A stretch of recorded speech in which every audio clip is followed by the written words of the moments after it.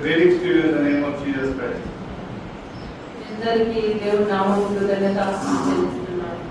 And I welcome you to the second worship of this day Sabbath.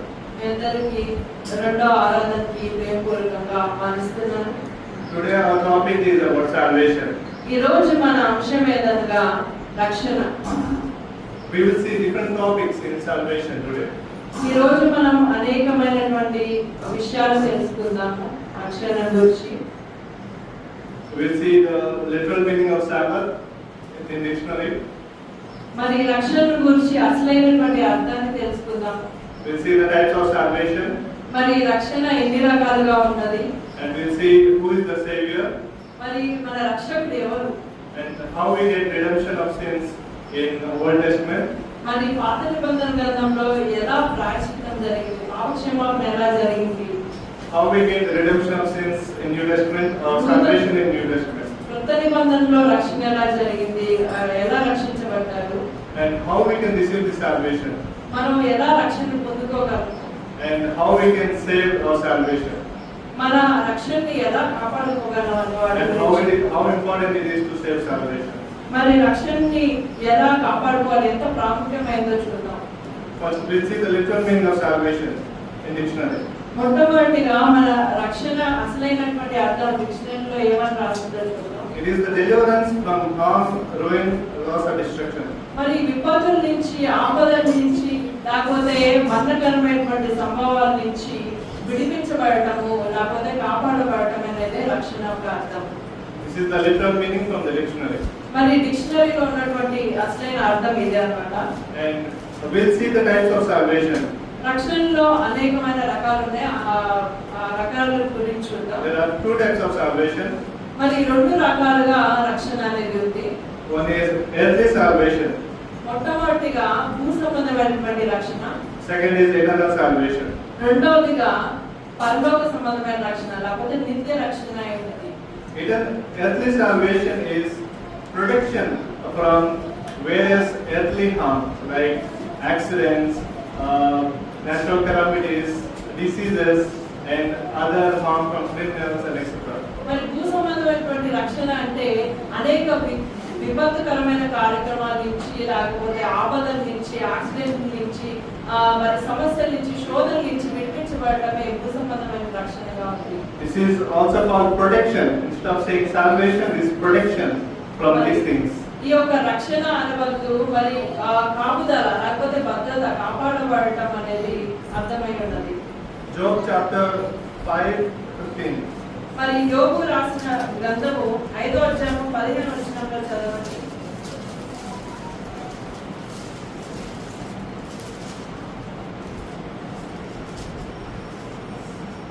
Job chapter 5:15. 5:15. బలాఢ్యుల నోటి ఖడ్గము నుండి, వారి చేతిలో నుండి ఆయన దరిద్రులను రక్షించును. Yes, he saves the poor, he saves the people from the sword of the enemy. ఆయన బలాఢ్యుల ఖడ్గం, నోటి ఖడ్గం నుండి ఆయన విడిపిస్తారంట దరిద్రుల్ని. So we will get protection from our Lord. That is salvation when we are in the. మరి దేవుని నుంచి కాపుదల ఎలా వస్తుంది? దేవుని యొక్క రక్షణ నుంచి వస్తుంది అన్నమాట. Psalms 34:18. మరి కీర్తనల గ్రంథము 34వ అధ్యాయం చూస్తే 18వ వచనం చూడండి. 34:18. విరిగిన హృదయం గల వారికి యెహోవా ఆసన్నుడు, నలిగిన మనసు గల వారిని ఆయన రక్షించును. He saves us from earthly harm. He saves us to the broken hearted. మరి ఆయన విరిగిన హృదయం గల వారిని ఆయన రక్షిస్తారంట, కాపాడతారంట. So when we see Psalms chapter 91, and the whole chapter tells us how God protects us on the earth from various types of diseases, from evil and etc. మరి కీర్తన గ్రంథం 91వ అధ్యాయం మీ అందరికీ తెలిసిందే కావచ్చు.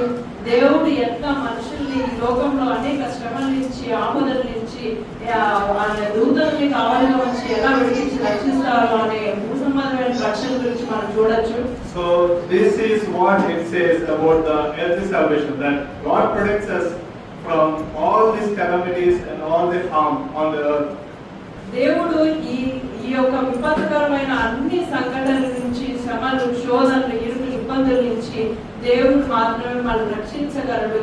ఈ సంబంధమైన రక్షణ గురించి. So secondly is the eternal salvation. రెండవదిగా పరసంబంధమైన రక్షణ లేకపోతే నిత్య రక్షణ.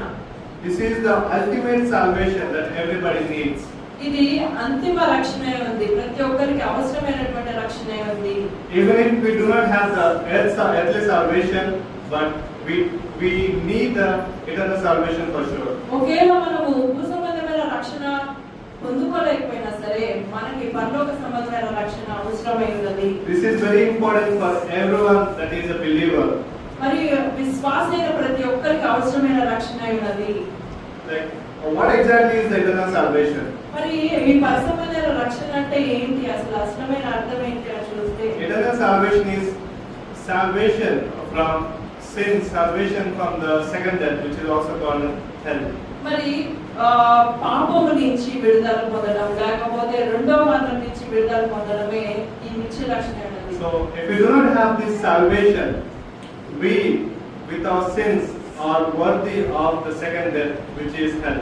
మనకి ఈ రక్షణ లేకపోతే మనము రెండో మరణానికి, నరకానికి అర్హులంగా ఉన్నామట. So we will discuss how we can achieve this salvation as we go ahead. మనం ముందు కొనసాగించబడుతుండగా ఈ రక్షణ ఎలా సంపాదించుకోగలమో చూద్దాం. So who is the person that is able to provide this salvation? మనకి ఈ రక్షణ అనుగ్రహించినటువంటి వాళ్ళు ఎవరో చెప్తారా? Who is the one? Who is the savior? మన రక్షకుడు ఎవరో చెప్పగలరా మీరు ఎవరన్నా? Exactly. Jesus Christ is the only one that can provide salvation అవును, to the యేసు world. క్రీస్తు మాత్రమే మనల్ని రక్షించగలిగినటువంటి సమర్థుడై ఉన్నాడు. There is no other person that can save. Only Jesus Christ can save the humanity from sin and hell. మరి ఎవ్వరు కూడా రక్షించలేరు, కానీ యేసుక్రీస్తు మాత్రమే మనల్ని నరకం నుంచి తప్పించగలిగినటువంటి దేవుడు ఉన్నాడు. We'll see John chapter 14:6. మరి యోహాను సువార్త చూద్దాం, 14వ అధ్యాయము 6వ వచనము. యేసు, నేనే మార్గమును, సత్యమును, జీవమును, నా ద్వారానే తప్ప ఎవడను తండ్రి యొద్దకు రాడు. Yes. Only through Jesus, one person, like a person can go to heaven only through Jesus. And there is no other person in the world that told, I am the way, I am the truth and the life. మరి యేసుక్రీస్తు మాత్రమే చెప్పి ఉన్నారు ఏమని, నేనే మార్గమును, సత్యమును, జీవమును అన్నారు. కానీ ఈ లోకంలో ఏ ఒక వ్యక్తి కూడా ఈ మాటలు చెప్పలేకపోయారండి. And we'll see how redemption of sins have happened in Old Testament, how people are getting saved in Old Testament. మరి పాత నిబంధన కాలంలో ప్రజలు ఎట్లా పాప ప్రాయశ్చిత్తం పొందారని చూద్దాం. In Old Testament, people offer sacrifices, various animals for the redemption of sins. మరి పాత నిబంధన కాలంలో ప్రజలు అనేకమైనటువంటి జంతువుల్ని వధించేవాళ్ళు అన్నమాట, పాప క్షమాపణ కోసం బలి అర్పించేవాళ్ళు. So they take an animal without blemish and offer it, and they shed the blood of the animal, and they take the animal and shed the blood, and the sins are forgiven. మరి జంతువుల కోడలకు, గొర్రెలకు రక్తం ఏ జంతువులను తీసుకొని ఏ జంతువు అయితే మచ్చ లేకుండా ఉన్నదో, పరిశుద్ధమైనదో ఆ జంతువుని తీసుకొని దాని రక్తంని సమర్పించేవాళ్ళన్నమాట దేవునికి. అప్పుడు వాళ్ళ ప్రాయశ్చిత్తం అనేది జరిగేది. Why it is important to shed the blood of animals? ఎందుకు మరి ఆ కాలంలో జంతువుల యొక్క రక్తము ప్రవహించబడేది? Shed the blood. మరి ఆ రక్తం ఎందుకు ప్రోక్షించబడేది? Hebrews 9:22. హెబ్రీయులకు రాసిన పత్రిక 9వ అధ్యాయము 9:22. 22వ వచనం, 9:22వ వచనం. మరియు ధర్మశాస్త్ర ప్రకారము సమస్త వస్తువులను రక్తము చేత శుద్ధి చేయబడిననియు, రక్తము చిందించకుండా పాప క్షమాపణ కలుగదనియు సామాన్యంగా చెప్పవచ్చు. Yes. According to the law, that blood has to be shed so for the remission of sins. ఆ నియమం ప్రకారం ఏంటంటే పాప విమోచన, పాపం క్షమించబడాలంటే రక్తం చిందించబడాలి అనే నియమం ఉండేది. So, what are the various sacrifices that in the Old Testament people used to offer? Like when we see Leviticus book, we can see all the different types of offerings. మరి లేవి కాండంలో అనేక రకాలైనటువంటి బలి అర్పణలు అర్పించే వాళ్ళు మనం చూడొచ్చు. So there are about 5 different types of offerings that people used to offer for their sin purification. మరి 5 రకాల ఈ యొక్క బలి అర్పణలు అనేవి ఉన్నాయన్నమాట. కాలంలో అర్పించేటువంటి వాళ్ళు Burnt offerings మొట్టమొదటిగా దహన బలి అర్పణ in Leviticus chapter 1, మరి లేవి కాండం 1వ అధ్యాయంలో చూడొచ్చు. and grain offering in Leviticus chapter 2. రెండోదిగా గోధుమ పిండి అర్పణ లేవి కాండం 2వ అధ్యాయంలో చూడొచ్చు. Number 3 is peace offering. We can see in Leviticus chapter 3. అలాగే సమాధాన బలి అర్పణ అనేది 3వ అధ్యాయంలో చూడొచ్చు. We can see in chapter 4 sin purification offering. మరి పాప పరిహారార్థ బలి అర్పణ అనేది మనం చూడొచ్చు 4వ అధ్యాయంలో. And in 5th chapter we can see trespass offering. మరి 5వ అధ్యాయంలో కూడా చూడొచ్చు ఏంటంటే అపరాధార్థ బలి అర్పణ అనేది.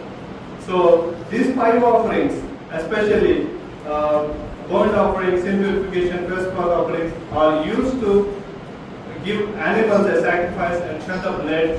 And the high priest, which used to be there, he offers the sacrifice in the place of the offerer, and the sins are forgiven. మరి ఆ ప్రధాన యాజకుడు అనేటువంటి అతను వెళ్ళి ఆ పరిశుద్ధ స్థలంలోకి వెళ్ళి ఈ యొక్క అర్పణలు అనేవి అర్పించేవాళ్ళు అనమాట. ఈ దహన బలి కానీ, సమాధాన బలి కానీ, పాప పరిహారార్థ బలి కానీ. They used to offer on the altar, not in the holy place. They offer on the altar. మరి బలిపీఠం మీద ఈ యొక్క అర్పణలు అర్పించేవాళ్ళు అనమాట. And they take the blood of the animals, and the high priest is the mediator between a man and God. మరి ఈ ప్రధాన యాజకుడు దేవునికి నరునికి మధ్య ఉన్నటువంటి మధ్యవర్తి ఉన్నాడు అన్నమాట. So when the offering is done, God accepts the offering when they offer the pure animal without blemish. మరి Sins are forgiven. ఎప్పుడైతే ఏ జంతువు అయితే మరి మచ్చలేనటువంటి పరిశుద్ధమైనటువంటి జంతువుని తీసుకొని అర్పించేవాళ్ళు, అప్పుడు దేవుడు ఆ ఒక అర్పణని అంగీకరించి ఆ పాప క్షమాపణ అనేది వారు కలిగింది. How the salvation is achieved in New Testament? మరి నూతన నిబంధన గ్రంథంలో ఎలా మరి రక్షణ అనేది పొందుతున్నారో చూద్దాం. Jesus, being God, came down from heaven in the form of a human to offer himself as sacrifice on the cross. మరి దేవుడు యేసుక్రీస్తు దేవుడు అయి ఉండి కూడా ఆయన మానవ రూపంలో వచ్చి మన అనేకమైనటువంటి పాపముల నిమిత్తము ఆయన ప్రాయశ్చిత్తం చేయబడ్డారు. So he is represented as the Lamb of God who came down from heaven to sacrifice on the cross. మరి ఆయన వదకు తేబడిన గొర్రెపిల్ల వలె ఈ లోకానికి వచ్చి మరి బలి అర్పణగా ఆయన అంగీకరించుకున్నారు. We have discussed how the animals are taken in the Old Testament, and Jesus Christ is the Lamb of God who has sacrificed for us on sins. మరి ఏదైతే గొర్రెపిల్ల రక్తం పాత నిబంధన గ్రంథంలో చూసి ఉన్నామో, ఇప్పుడు యేసుక్రీస్తు దానికి సాదృశ్యంగా గొర్రెపిల్ల స్థానంలో ఆయనే బలిగా అర్పించి ఉన్నారు. John chapter 1:29. మరి యోహాను సువార్త 1వ అధ్యాయము 29వ వచనం చూద్దాం.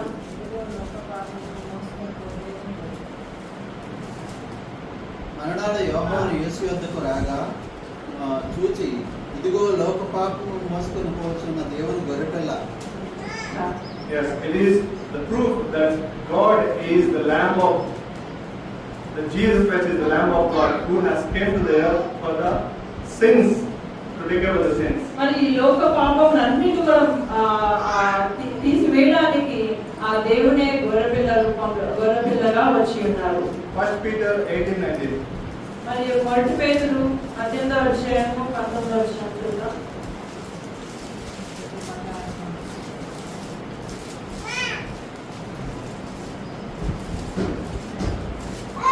First Peter 18-19.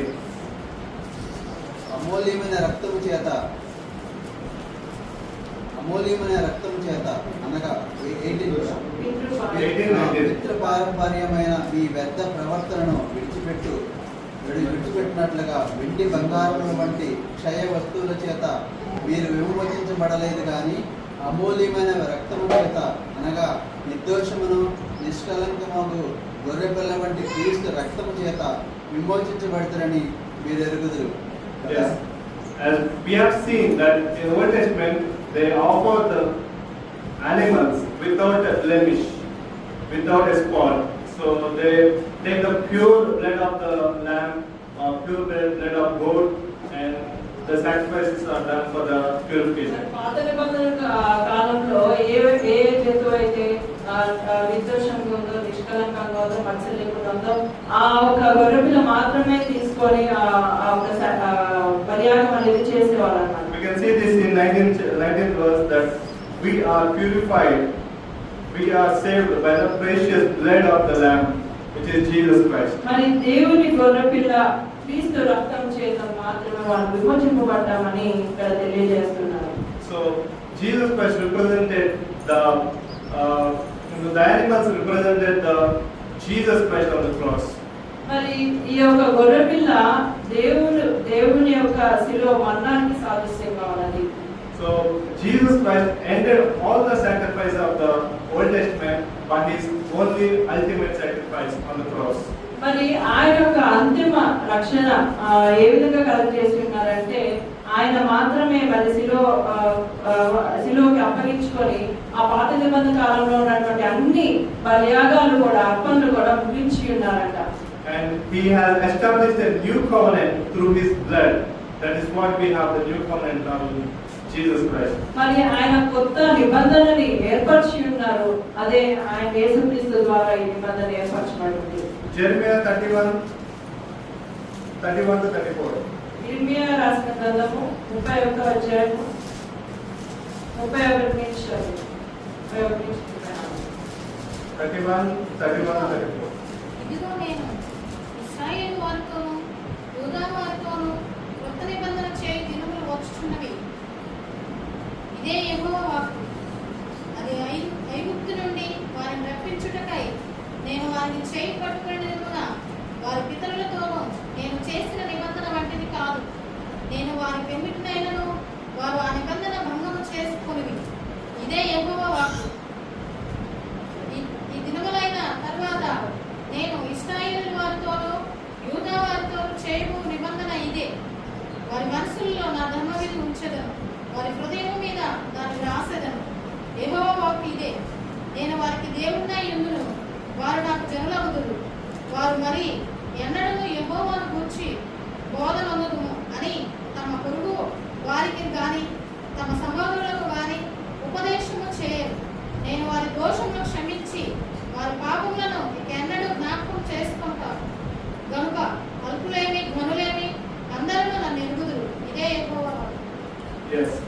So Jeremiah, the prophet, has prophesied about the new covenant even before many years before the coming of the Christ. మరి ఇర్మియా అనేకమైనటువంటి యేసుక్రీస్తు రాక ముందు అనేక సంవత్సరాల ముందే ఈ ప్రవచనం ప్రవచించారు అన్నమాట. That God will come and He will establish a new covenant with the people, so that everyone in the world will be saved. Not just the Israelites, not just the Jews, but even the Gentiles will be saved. And He will establish the new covenant. మరి ఈ యొక్క నూతన నిబంధన ప్రారంభించబడుతుంది ఎప్పుడైతే యేసుక్రీస్తు వచ్చి అనేక పాపముల నిమిత్తము ఆ ఒక బలియాగం అర్పించబడతారో ఈ నూతన నిబంధన అనేది స్థాపించబడుతుందని ఇర్మియా ఎప్పుడో ప్రవచించారు అన్నమాట. Matthew 26:28.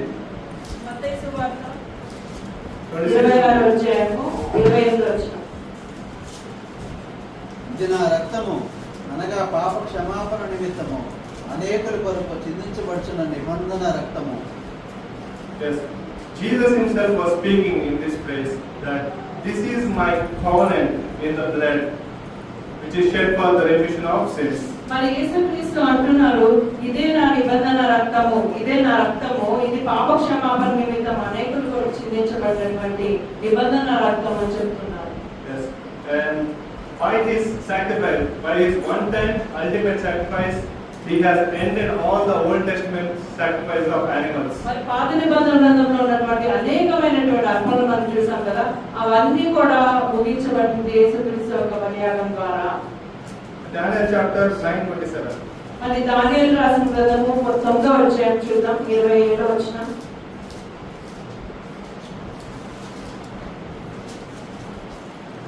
Daniel chapter 9:27. అతడు ఒక్క వారం వరకు అనేకులకు నిబంధనను స్థిరపరచును, అర్ధవారములకు బలిని నైవేద్యమును నిలిపివేయును. ఏమైనది? So this is the prophecy from Daniel. He has predicted the coming of the Jesus Christ even 500 years before the coming of Christ. మరి 500 యేసుక్రీస్తు రాకముందు 500 సంవత్సరాల ముందే దానియేలు ప్రవచించారు ఏంటంటే యేసుక్రీస్తు గురించి. So this is the prophecy concerning Jesus Christ, that he will come in the last week. Last week means if anybody has understood the prophecies of Daniel, they will understand this better. మరి మీలో ఎవరికైనా దానియేలు యొక్క ప్రవచనాలు మీకు అర్థమై తెలిసి ఉంటే మీకు ఇంకా బాగా In అర్థమవుతుంది. the last week means in the 70 week prophecy, Jesus Christ will come in the last week of the 70 week. So last week means last 7 years. 1 week is equal to 7 years.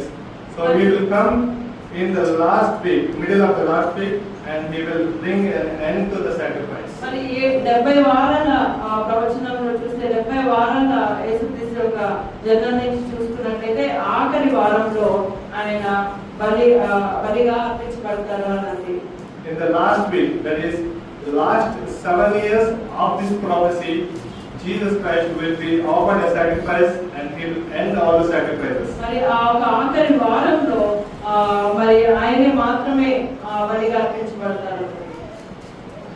So now Jesus Christ has established a new covenant and he is the mediator between God and man. He is the high priest between God and man.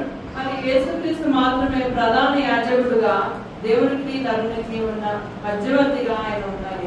Because the Old Testament of sacrifice are gone, Old Testament high priest are gone.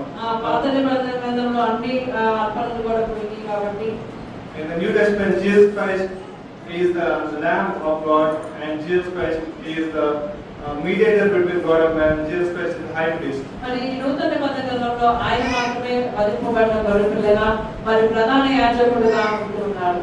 So how can we receive this salvation? మరి ఈ రక్షణను మనం ఎలా సంపాదించుకోగలం? We can achieve this salvation by two things. మరి ఈ రక్షణ రెండు విధాలుగా మనం సంపాదించుకోవచ్చు. One by faith, ఒకటి విశ్వాసం ద్వారా, one by baptism. రెండోది బాప్తిజం ద్వారా. These both things are important. మరి ఈ రెండు విషయాలు చాలా ప్రాముఖ్యమైనవి. And we'll see about faith. We have already discussed about faith in the last sermon. మరి పోయినసారి మనం చెప్పుకున్నాం కదా, గుర్తుందా విశ్వాసం గురించి. So by faith, how we can receive salvation? Ephesians 2:8-9.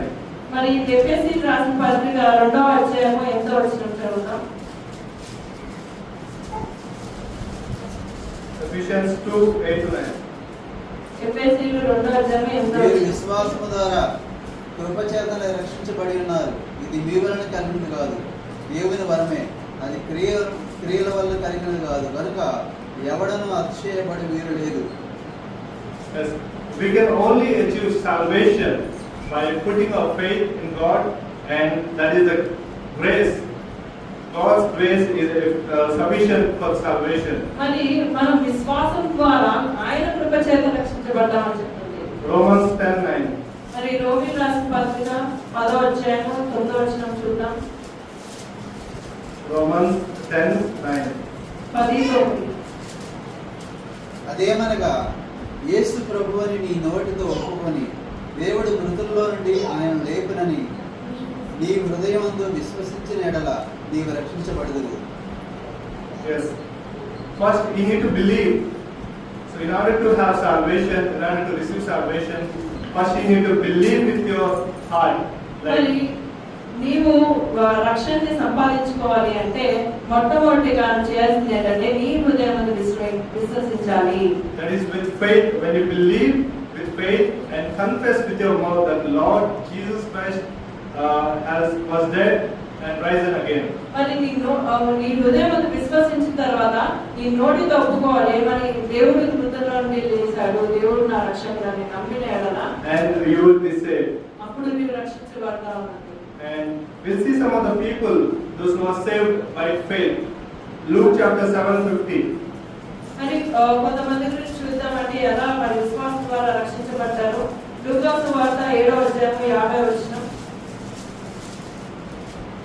We can see a sinful woman in this chapter. Like she is a sinful woman who came to Jesus Christ with repentance.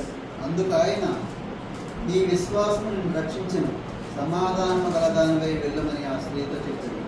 Yes, this is a sinful woman who came to Jesus Christ with repentance, and she cried on her feet and applied the precious ointment, and she was at the feet of Jesus Christ. మరి పాపాత్మురాలైన స్త్రీ మనకు తెలుసు కదా, ఆమె తన తలవెంట్రుకలతో ఆయన పాదాలు కడిగి కన్నీటితో పశ్చాత్తాప హృదయంతో యేసుక్రీస్తు వద్దకు వస్తే ఆయన రక్షిస్తాడు, నన్ను విడిపిస్తాడు, నన్ను ఈ పాపం నుంచి. Jesus Christ observed her faith, but with repentance she came to Jesus Christ, and so that her sins will be forgiven. And Jesus told, your sins are forgiven, you can go in peace. మరి ఆ పశ్చాత్తాప హృదయంతో ఆమె ఎప్పుడైతే యేసు పాదాల ఎదురు చేరుతుందో అప్పుడు యేసు అంటారు, నీ విశ్వాసం నిన్ను రక్షించింది కాబట్టి సమాధానం కలదాన్ని వెళ్ళమా అని చెప్తారు. And Acts chapter 16:30-31. మరి అపోస్తలుల కార్యాలు 16వ అధ్యాయము 30-31. Acts chapter 16 16వ అధ్యాయము 30-31. 30-31 వచనాలు. అయ్యలారా, రక్షణ పొందుటకు నేనేమి చేయవలెను అని అందుకు వారు, ప్రభువైన యేసునందు విశ్వాసం ఉంచుము, అప్పుడు నీవును నీ ఇంటి వారును రక్షణ పొందుదురని చెప్పి. Okay, so this is an instance where Paul and Silas were in the jail. They were put in jail because of preaching of the word. మరి ఈ సంఘటన మనం చూస్తాం ఏంటంటే పౌలు శీలలు సువార్త ప్రకటించినందుకు వాళ్ళు జైల్లో వేయబడతారు అన్నమాట.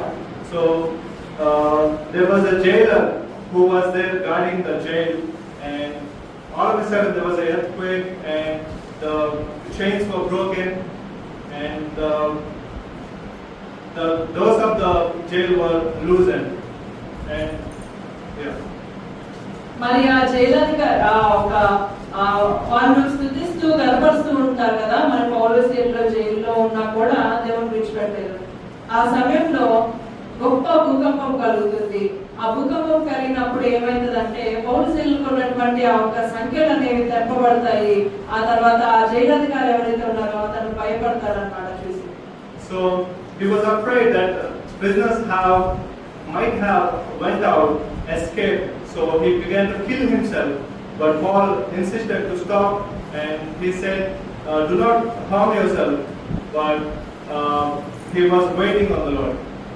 మరి ఎప్పుడైతే ఈ జైలధికారి ఈ యొక్క చూస్తాడో భయపడతాడో అందరూ కూడా ఈ బందిపోట్లు ఈ జైల్లో ఉన్నటువంటి వాళ్ళందరూ కూడా విడిపించబడతారని చూసినప్పుడు భయంతో అతన్ని చంపుకోవాలనుకుంటారు. ఎందుకంటే అప్పుడు ప్రభుత్వం ఏమైతుందంటే జైలధికారి మీద బాధ్యత ఉండేదన్నమాట. అంటే ఈ వీళ్ళు ఎవరైనా తప్పించుకుంటే కనుక ఆ జైలధికారికి మరణశిక్ష విధించేవాళ్ళు. ఆ భయంతోనే అతను చంపుకోవాలి అనుకుంటారన్నమాట.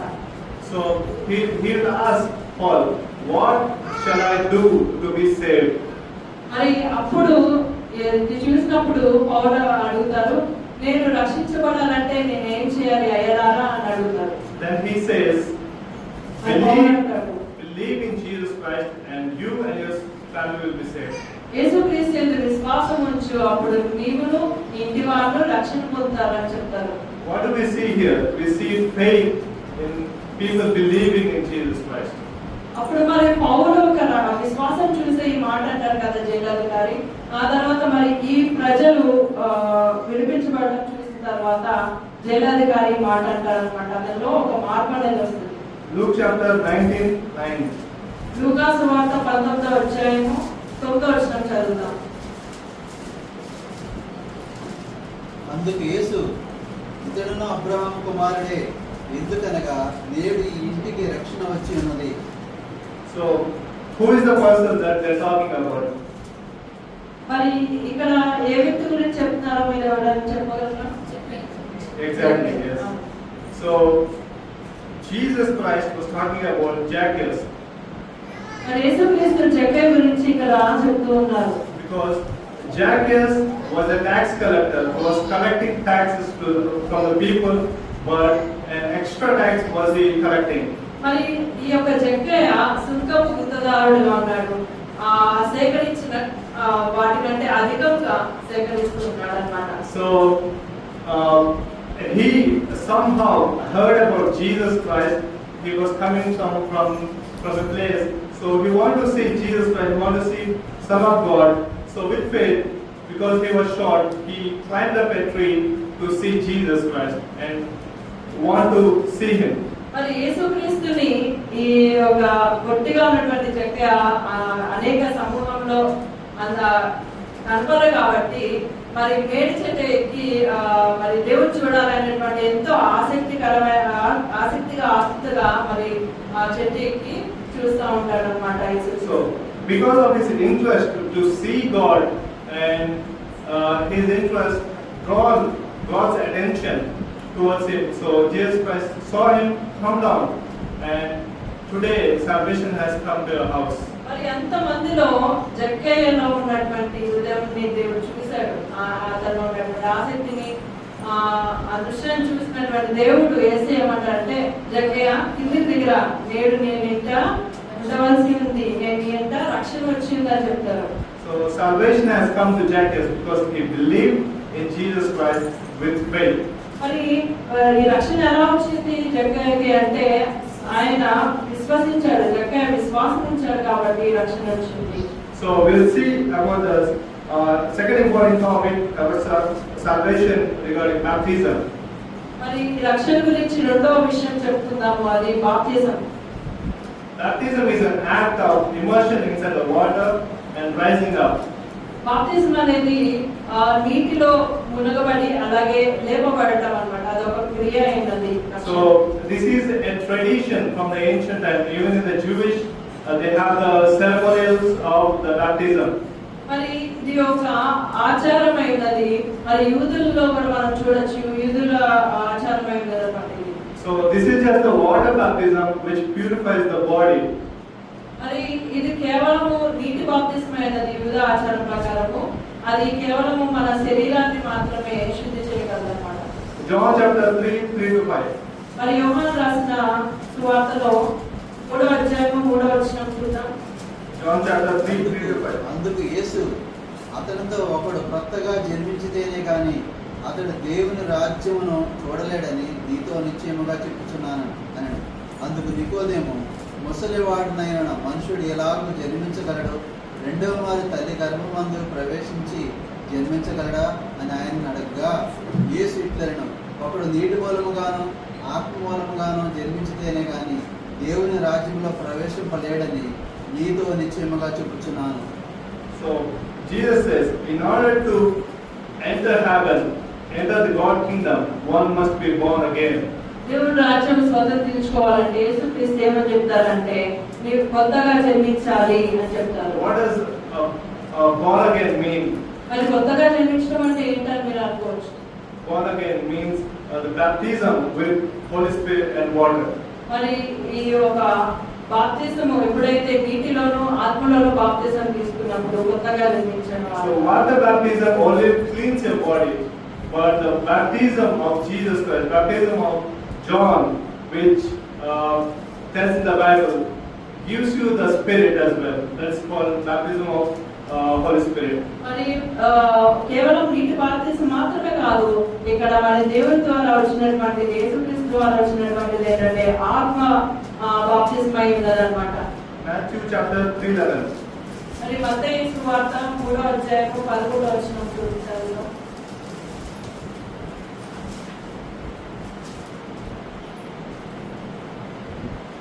మారుమనసు నిమిత్తము నేను నీళ్ళలో మీకు బాప్తిస్మం ఇచ్చుచున్నాను. అయితే నా వెనక వచ్చుచున్నవాడు నాకంటే శక్తిమంతుడు, ఆయన చెప్పులు మోయుటకైనను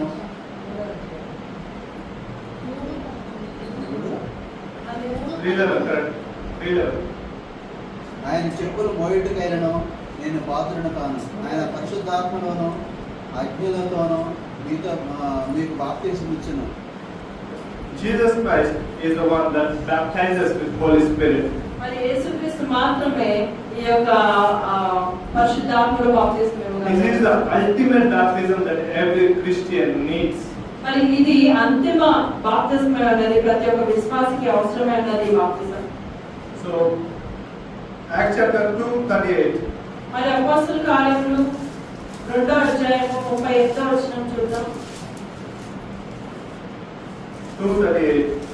2:38. పేతురు, మీరు మారుమనసు పొంది పాప క్షమాపణ నిమిత్తము ప్రతివాడు యేసుక్రీస్తు నామమున బాప్తిస్మ పొందుడి, అప్పుడు మీరు పరిశుద్ధాత్మ అను వరము పొందుదురు. So what is Peter saying? What is Peter saying now? మరి పేతురు ఏమంటున్నాడు?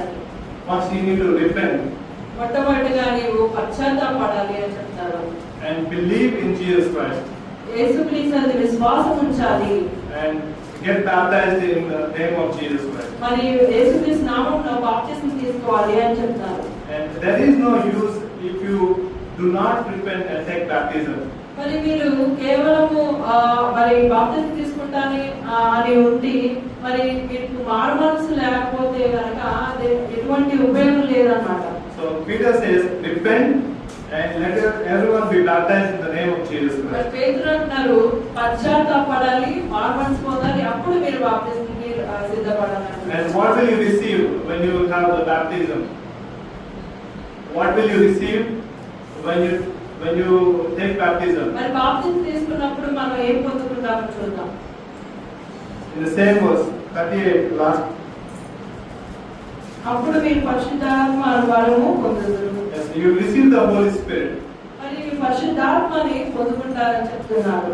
So this is what it is differentiating between a Christian baptism and a Jewish baptism. మరి ఇది వ్యత్యాసంగా ఉంది. ఎందుకు అంటే పరిశుద్ధాత్మ అనే వరము మనము యూద ఆచారం ప్రకారం ఉన్న బాప్తిసంలో పొందుకోము, కానీ యేసుక్రీస్తు ఇచ్చిన బాప్తిసంలో పరిశుద్ధాత్మ అనే వరం పొందుకుంటామన్నమాట. So we'll move on. Romans chapter 6:3-4. మరి రోమీయులకు రాసిన పత్రిక 6వ అధ్యాయం 3వ వచనం చదువుదాం. 6:3 and 4. క్రీస్తు యేసులోనికి బాప్తిసం పొందిన మనమందరము ఆయన మరణంలోనికి బాప్తిసం పొందితిమని మీరు ఎరుగరా?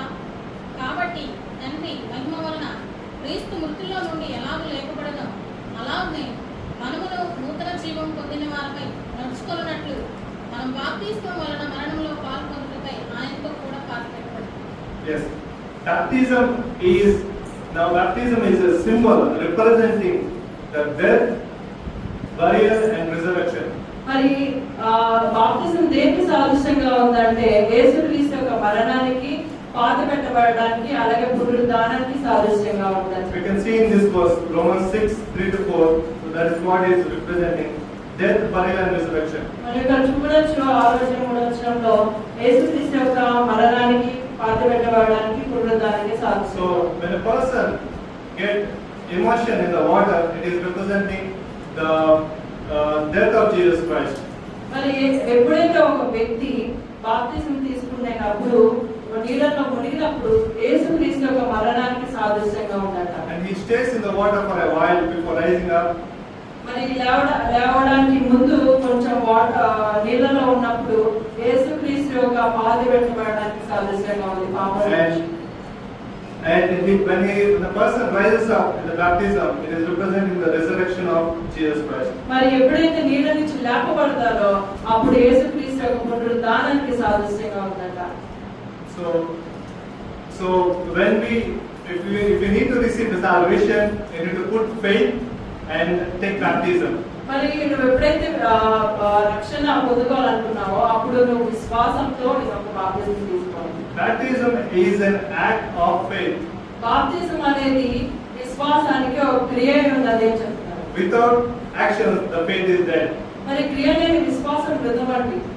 So both faith and baptism are very important in order to be saved and receive the kingdom of God. మరి విశ్వాసము అలాగే బాప్తిసము రెండు కూడా ప్రాముఖ్యమైనవి మన దేవుని రాజ్యం స్వతంత్రించుకోవాలి. And finally, I want to say why it is important to have protection of our salvation. మరి ఎందుకు మన రక్షణ కాపాడుకోవాలనేది దాని గురించి చెప్పబోతున్నాను. People say that once you are saved forever. మరి మనుషులు అంటారు ఒకసారి రక్షణ పొందే చాలు మీరు నిరంతరము ఆఖరి వరకు అంత వరకు రక్షించబడ్డాకే అనుకుంటారు. But it is false. కానీ ఇది అబద్ధమండి. Once you are saved, you need to protect your salvation every day till the death of your life. ఒక్కసారి నువ్వు రక్షించబడ్డావంటే ప్రతి దినం కూడా నువ్వు చాలా జాగ్రత్తగా నీ యొక్క విశ్వాస జీవితాన్ని కొనసాగించాలి, నీ అంతం వరకు కూడా కాపాడుకోవాలని చెప్తున్నారు. Titus 2:11-13. తీతుకు రాసిన పత్రిక 2వ అధ్యాయం చూద్దాం. 11 and 11-13. Second chapter 11-13. 11 నుంచి 13. ఏదైనగా సమస్త మనుషులకు రక్షణకరమైన దేవుని కృప ప్రత్యక్షమై మనము భక్తిహీనతను యహలోక సంబంధమైన దురాశలను విసర్జించి శుభప్రదమైన నిరీక్షణ నిమిత్తము అనగా మహాదేవుడును మన రక్షకుడునైన యేసుక్రీస్తు మహిమ యొక్క ప్రత్యక్షత కొరకు ఎదురు చూస్తూ ఈ లోకములో స్వస్థ బుద్ధితోనూ నీతితోనూ భక్తితోనూ బ్రతుకు చుండవలనని మనకు బోధించుచున్నది. Yes. So it teaches us we need to overcome ungodliness, worldliness, and whatever that is binding us. Every sin we need to overcome to protect our salvation. ఈ లోక సంబంధమైన దురాశల నుంచి మరి అనేకమైనటువంటి పాప కార్యాల నుంచి విడిపించబడాలి, లేకపోతే వాటిని ఎదుర్కోవాలి అని చెప్తున్నారు. And Hebrews 2:3 we see that how can we escape this great thing. Hebrews 2:3. మరి హెబ్రీయులకు రాసిన పత్రిక 2వ అధ్యాయం 3వ వచనం చదివితే ఇంత గొప్ప రక్షణని మనం నిర్లక్ష్యం చేస్తే ఎలా తప్పించుకుంటామని చెప్తున్నారు. So what we understand here, that if we neglect this salvation, and how can we escape? What are we escaping from? మరి ఇంత గొప్ప రక్షణని నిర్లక్ష్యం చేస్తే మనం ఎలా తప్పించుకుంటాం? So what does it mean to escape? మరి తప్పించుకోవడం అంటే ఏంటండి? To escape from hell, that is second death, eternal separation from God. నరకం నుంచి అలాగే దేవుడి నుంచి ఒక విడిచివేయబడటం నుంచి రక్షించబడటం. So Revelation 2:10, final verse of the day. Revelation 2:10. ఆఖరిగా మనం చూసినట్లయితే ప్రకటన గ్రంథం 2వ అధ్యాయం 10వ వచనం చదువుదాం. ఇదిగో మీరు శోధించబడినట్లు అపవాది మీలో కొందరిని చెరలో వేయించబోచున్నాడు. 10 దినములో శ్రమ కలుగును, మరణం వరకు నమ్మకముగా ఉండుము. నేను మీకు జీవ కిరీటం ఇచ్చేదను. So it says that in this world we have many trials, temptations, tribulations, but when we save our faith, when we stay faithful until the death, we will be saved and we will have crown of life. మరి ఈ లోకంలో ఉన్నంత కాలం మనకి శ్రమలు, శోధనలు, ఇబ్బందులు, ఇరుకులు ఇవన్నీ సహజమే, కానీ మరి ఎప్పుడైతే మనం అంతవరకు నమ్మకంగా మన రక్షణ కాపాడుకుంటామో అప్పుడు మనము యేసుక్రీస్తు అన్నాడు, నేను నీ జీవ కిరీటం ఇస్తాను అంటాడు. So I want to conclude by saying, నేను ఆఖరిగా ముగించాలనుకుంటున్నాను చెప్తున్నాను. so without salvation it is impossible to enter the kingdom of God. రక్షణ లేకపోతే మనము దేవుని రాజ్యం స్వతంత్రించుకోవడం అసాధ్యం. We can achieve salvation by faith and baptism. మనము విశ్వాసం ద్వారా అలాగే బాప్తిసం ద్వారా రక్షణ సంపాదించుకోగలం. And if we do not have the salvation, we will be separated from God forever. That is called hell, the second death. మరి ఈ యొక్క నరకం నుంచి తప్పించుకోవాలంటే రక్షణ చాలా ప్రాముఖ్యమైనది. I want to have a separate sermon on the eternal life and hell, maybe in coming weeks. మరి నేను ఇంకా ఉన్నట్లయితే ప్రకటన గ్రంథంలో ఉన్నటువంటి నరకం గురించి ఆ నిత్య రాజ్యం గురించి చెప్పాలనుకుంటున్నాను. So, if anybody is not saved, I encourage everyone to receive salvation, because God says today is the day of salvation. మరి ఎవరైనా ఇంకా రక్షణ పొందకోలేకపోయినట్లయితే ఇదే రక్షణ దినము, ఇదే అనుకూల సమయంగా దేవుడు చెప్తూ ఉన్నాడు, అందరినీ హెచ్చరిస్తూ ఉన్నాడు. Tomorrow is not promised. రేపు అనేది మనకి వాగ్దానం చేయబడలేదండి. People those who are saved have gone back. మరి రక్షించబడ్డ అనేకులు మళ్ళీ వెనక్కి తిరిగి మరి పడిపోవడం జరిగింది. I encourage everyone to save the salvation till the death. నేను అందరిని ప్రోత్సహిస్తాను, మీ యొక్క రక్షణని అంతవరకు కాపాడుకోవాలని Amen. ఆశిస్తున్నాను. దేవుని స్తోత్రం.